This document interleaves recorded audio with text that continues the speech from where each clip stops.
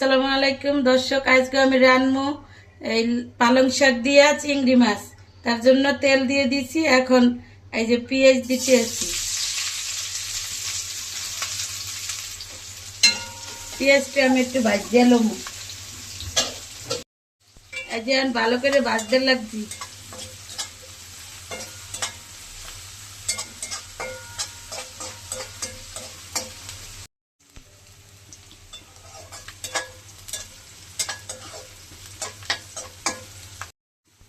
পেস্টে আমার মোটামুটি ভাজা হয়ে গেছে। এখন আমি চিংড়ি মাছ দিয়ে আর একটু ভাজবো।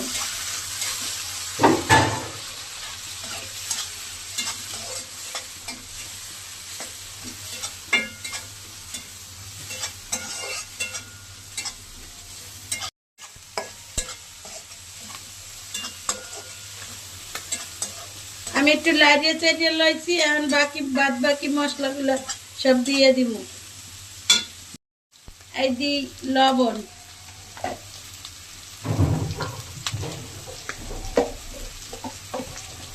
এরপর এই যে হলুদের গুঁড়া দিলাম,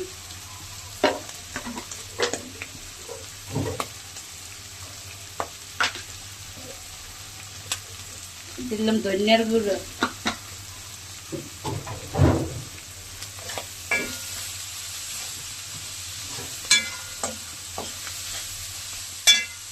এই দিয়ে একটু পানি, এরপর লাড়াচাড়া দিয়া ভালো করে কষলে তারপর শাক দিয়ে দিব। তারপর কাঁচামরিচটা আমি শাকটা হয়ে আসলে দিব। আনি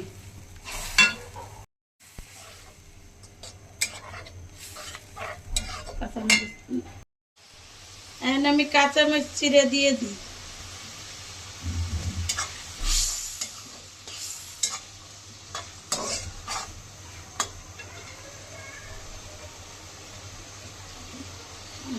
দর্শক, আমি অফ ক্যামেরায় শাক অর্ধেক দিয়ে হেলাইছি।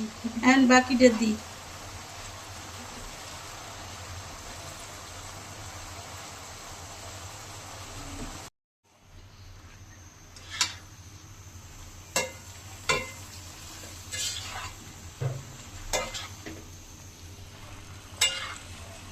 আমি শাকটা মিশাই এলাইছি চিংড়ি মাছের লাগে। এখন ঢাকা তুই ঢাকনা দিয়া এই 5 থেকে 7 মিনিট ঢাকা রাখবো।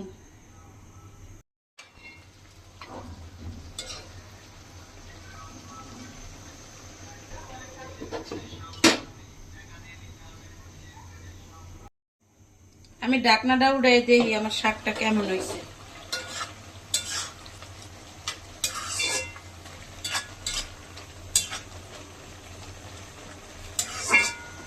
দর্শক, আমার শাকটা পুরোপুরি হয়ে গেছে। এখন আমি নামাইয়ে নেব।